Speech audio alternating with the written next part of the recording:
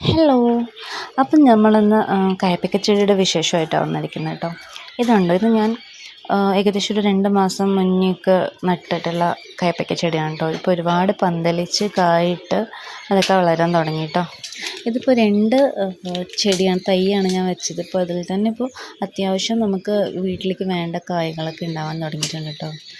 പിന്നെ ഇവറ്റുങ്ങൾക്ക് മെയിനായിട്ട് വരുന്ന കേടെന്ന് പറയാം ഈ ഇല കടിച്ച് തിന്നുന്ന പുഴുക്കൾ, അതേപോലെ തന്നെ ഇലകളിങ്ങനെ ചുരുണ്ട് പോവുക, കായ് കൊഴിയുക, അങ്ങനെയുള്ള കാര്യങ്ങളാണ്. പക്ഷെ നമ്മളിത് നന്നായി ശ്രദ്ധിച്ചാൽ തന്നെ നമുക്കിതൊക്കെ മാറ്റിയെടുക്കാൻ പറ്റും.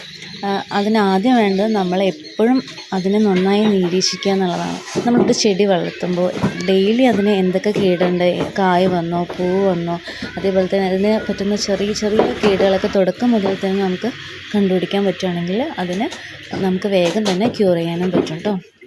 അപ്പോൾ ഇത് അത്യാവശ്യം വലിപ്പം വന്നപ്പോൾ തന്നെ ഞാനത് പൊട്ടിച്ചു. പക്ഷെ ഇത് അത്ര ഉള്ളിലൊന്നും മൂപ്പുണ്ടായിരുന്നില്ല, എന്നാലും നമുക്ക് കറി വെക്കാൻ പറ്റുമായിരുന്നു കേട്ടോ.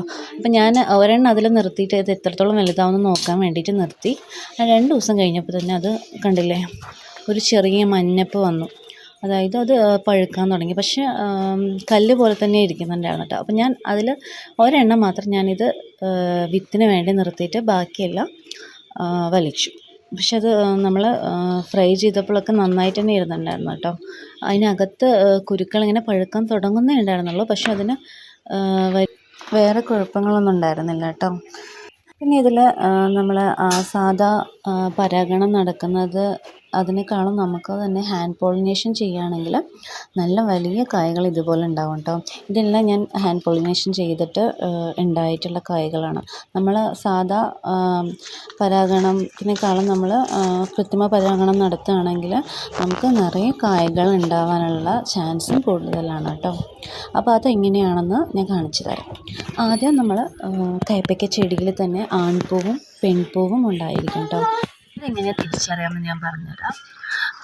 ഇതുണ്ട്, ഇപ്പോൾ ഈ മൊട്ട് പോലെ ഇരിക്കുന്നതുണ്ടാവും, ഇതുപോലെ ഒരു താഴൊരു ഇല പോലെ മൊട്ട് പോലെ ഇങ്ങനെ ഇരിക്കുന്ന അവറ്റങ്ങളാണ് ആൺപൂക്കൾ. കുറേ ആൺപൂക്കൾ ഇങ്ങനെ നിരന്ന് ഓരോ നോടിൻ്റെ ഇടയിൽ ഇങ്ങനെ കാണാം കേട്ടോ.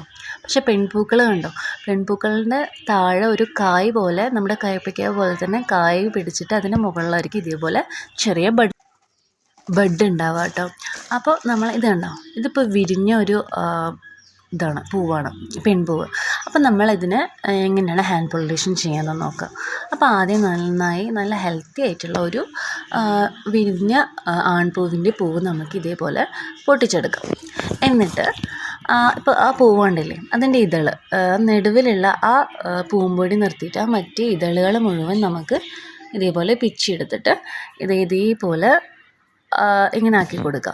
അതിനുശേഷം നമ്മുടെ പെൺപൂവിൻ്റെ ആ സിഗ്മയിൽ കൊണ്ടുപോയിട്ട് നമുക്കത് ഒന്ന് ടച്ച് ചെയ്ത് കൊടുത്താൽ മതി കേട്ടോ. അതിൻ്റെ പൂമ്പൊടി അതിലൊന്ന് വീഴ്ത്തി കൊടുത്താൽ മാത്രം മതി. അങ്ങനെ ആ സ്റ്റിഗ്മയിൽ അത് കിടന്ന് ആ പൂമ്പൊടി നന്നായിട്ട് അതിൻ്റെ സൈഡിലെല്ലാം ഒന്ന് നന്നായിട്ട് തേച്ച് കൊടുക്കുക. അപ്പോൾ ഇങ്ങനെയാണ് നമ്മൾ ഹാൻഡ് പോളിനേഷൻ ചെയ്യരുത് കേട്ടോ. ഇതുണ്ടോ, ഇനി നമ്മളിത് ഹാൻഡ് പോളിനേറ്റ് ചെയ്തതെന്ന് അറിയാൻ വേണ്ടിയിട്ട് അതിൻ്റെ ഒരു ഇതെല്ലാം നമുക്ക് പിച്ച് കൊടുക്കാം. കാരണം അപ്പോൾ ഒരുപാട് പൂക്കളുണ്ടെങ്കിൽ നമുക്ക് ഏതൊക്കെ ഹാൻഡ് പോളിനേറ്റ് ചെയ്തു എന്ന് അറിയാൻ വേണ്ടിയിട്ട് ഇത് ഹെൽപ്ഫുള്ളാവും. അപ്പോൾ ഇതേപോലെ നമ്മുടെ പെൺപൂക്കൾ വേറെ എവിടെയെങ്കിലും വിരിഞ്ഞ് കിടക്കുന്നുണ്ടെങ്കിലൊക്കെ നമുക്ക് ഇതേ പൂ വെച്ചിട്ട്, ഇല്ലെങ്കിൽ നമുക്ക് വേറെ ആൺപൂക്കൾ പറിച്ചിട്ട് ഇതേപോലെ ഹാൻഡ് പോളിനേഷൻ ചെയ്ത് കൊടുക്കാം കേട്ടോ. അപ്പോൾ നമുക്ക് നിറയെ പൂക്കളും അതേപോലെ തന്നെ പെൺപൂക്കളും കായ്കളും പെട്ടെന്ന് തന്നെ പിടിച്ച് കിട്ടാൻ വേണ്ടിയിട്ട് ഹെൽപ്പാവും.